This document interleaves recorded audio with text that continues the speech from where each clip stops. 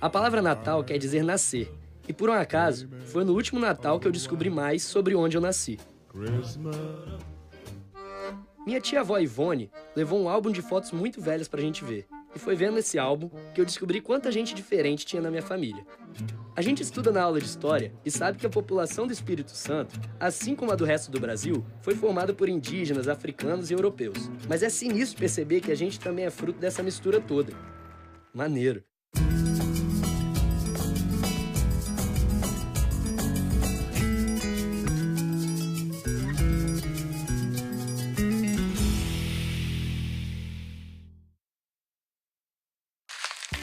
Eu tive a ideia de rodar o estado para saber de onde eu vim e quem veio antes de mim. E passando pelo nosso estado, eu aprendi algumas coisinhas. Começando pelo pessoal que morava aqui há muito tempo atrás.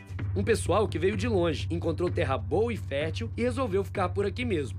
Os índios, que na verdade se dividiam em diversas tribos e viviam aqui pescando, caçando, plantando. O índio vivia numa situação permanente de luta pela sobrevivência, porque a oferta da natureza era incerta. O que era comível se comia, né? Grilo.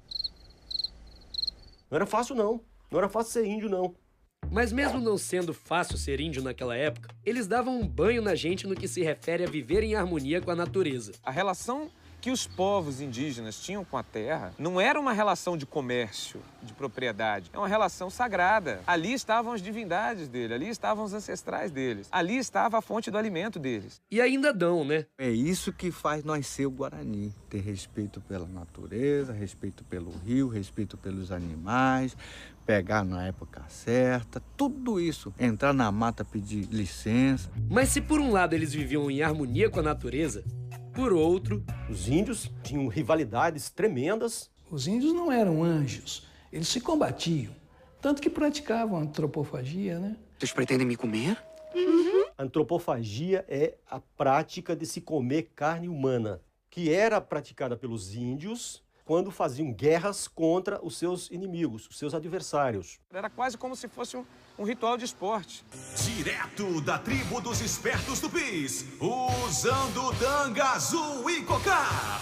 Caiari, terror dos Luso-Piatã. Né? Mas para eles com um sentido religioso e sagrado. O meu bisavô paterno, o vô Peri, era um descendente dos índios botocudos, que ficaram conhecidos como os mais ferozes de todos. Mas até quanto os portugueses também não eram ferozes em relação aos índios? Isso tem que ser muito bem analisado como uma moeda de duas faces, né? Para o português foi a descoberta. De fato, para ele foi a descoberta. Agora, para quem já estava aqui, foi a invasão. Vamos invadir! Vamos invadir ali! O baile! Vamos invadir!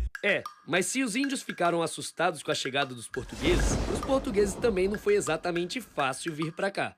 Era uma viagem que durava cerca de 2 meses. 2 meses em alto mar, sujeito às calmarias, que era um pavor para os navegantes. Na verdade, o rei de Portugal, como não tinha nem dinheiro nem gente suficiente para povoar o Brasil, dividiu o país em capitanias hereditárias e enviou para cá os donatários, entre eles o Vasco Fernandes Coutinho. A grandeza dele está exatamente em ter sido o iniciador da colonização do Espírito Santo, com todas as dificuldades que isso implicava naquela época, e colocando recursos próprios.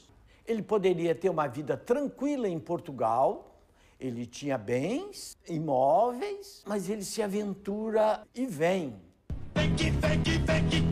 Ele vem, e vem com bem pouca gente. Calcula-se, estima-se que seriam cerca de 60 pessoas. É um ônibus, é um punhado de gente que cabia numa caravela, uma nós, né, que navegou através do oceano. E com a chegada dos portugueses nessa vila, chamada Espírito Santo, surgiram as primeiras famílias capixabas, por assim dizer. Os colonos portugueses chegavam aqui e mantinham relações com as índias. E daí nasceram muitos filhos que eram chamados de caboclos. Só que como naquela época era considerado pecado ter filho sem estar casado, os padres jesuítas trataram logo de casar os portugueses e as índias. As primeiras famílias nasceram daí, desses primeiros casamentos. Mas os jesuítas não vieram aqui só para casar os portugueses e as índias. Eles vieram para catequizar. Mas, bem ou mal, enquanto esses índios estiveram sob a tutela dos jesuítas, a língua indígena e diversos costumes foram mantidos. A partir de 1550,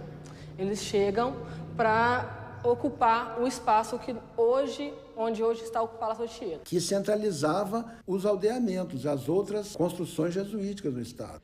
E para suprir toda essa administração, você tinha as fazendas. Próximo à Vitória, tinha a fazenda de Araçatiba. Para quê? Produção de açúcar.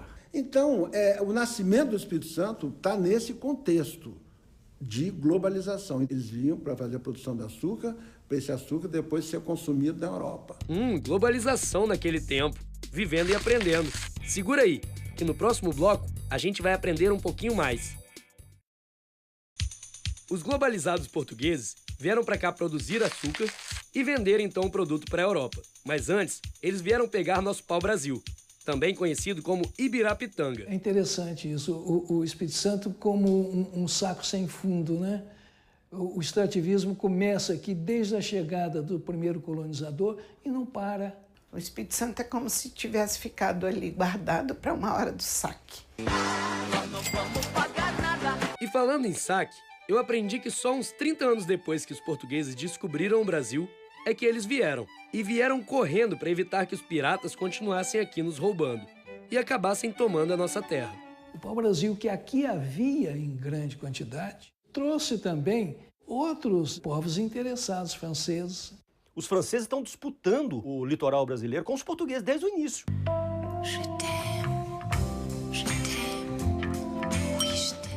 E mesmo depois de fincarem o pé aqui, os portugueses continuaram enfrentando os piratas, porque o Espírito Santo era uma das capitanias mais produtivas daquela época. Aliás, foi no Espírito Santo que se produziu o primeiro açúcar exportado de qualidade pelo Brasil. E, atenção, Vitória. Vitória era a maior vila ao sul de Salvador. Nesse período da nossa história, a gente era governado pela nora do Vasco Fernandes Coutinho, a dona Luísa Grinalda. Primeira e única mulher que assume o governo de uma capitania. Ela governa por 4 anos, ela enfrenta no governo dela o ataque terrível do Cavendish. Ele vem de uma vitória grande na noite de Natal, que ele assaltou Santos e depenou Santos. Tenta entrar aqui com 3 naus. Arremete contra a Vitória na tentativa de saque. E leva uma derrota terrível. E não foi só isso que a Capitoa fez de bom, não. Foi ela que doou para os franciscanos o Morro da Penha, onde já estava a capelinha construída pelo famoso Frei Pedro Palacios e que depois virou o Convento da Penha. Mas ela não foi a única mulher que quebrou tudo por aqui. Teve uma outra que também ficou muito famosa. Os holandeses invadiram Vitória. Eles enveredaram pela ladeira que hoje é a escadaria Maria Ortiz, onde Maria Ortiz vivia. E se atribui, então, a ela aquela atitude de enfrentar os holandeses atirando da janela o que era possível atirar. Ela devia ter sido a mais animada. Esse teria sido o gesto de resistência de uma mulher e marcando a sua presença na história, entrando de maneira definitiva na história do Espírito Santo. Nossas heroínas precisaram colocar os piratas para correr, porque a nossa capitania estava bombando. A coisa ficou feia para o nosso lado foi quando acharam o ouro por aqui. É quando vai haver o grande aumento populacional na região do ouro, que daria origem a Minas Gerais. E é aí que vem a questão terrível para o Espírito Santo.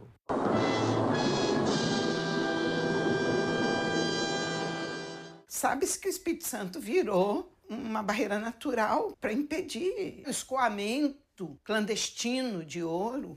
Essa barreira se tornou uma barreira administrativa, imposta militarmente por Portugal. É a famosa barreira que impediu o progresso da capitania. Mas por incrível que pareça, a barreira de alguma forma foi boa. Quer dizer, se torna barreira, mas inúmeros povos indígenas e quilombolas que estão resistindo nessas matas que são essa barreira. Então é uma história de resistência. E quem também resistiu foram os negros escravizados.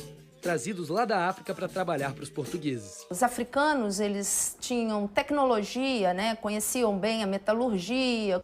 E eles vêm para fazer todo tipo de trabalho. Trabalham primeiro na cana-de-açúcar, trabalham com gado, trabalham na exploração do ouro, trabalham na plantação de café. Foi a mão de obra que fez o Brasil. Sim, foram a força motriz da nossa economia.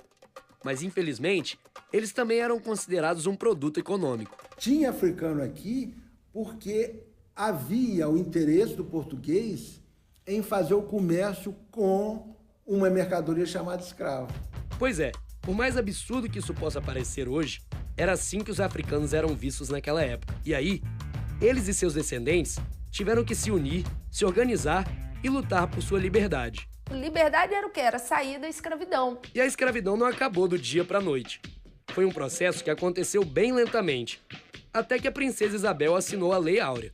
O problema é o que aconteceu com o negro brasileiro depois da escravidão. Eles continuaram sem terra, eles continuaram sem dinheiro e ainda com problema, porque agora eles eram preteridos no trabalho pelos imigrantes. Imigrantes que, por sua vez, também chegaram aqui e enfrentaram uma barra danada. Vieram alemães, italianos, pomeranos e mais um monte de povos que, junto com os africanos e os índios, deram origem ao povo capixaba.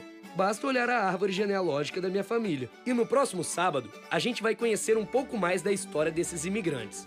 Até lá!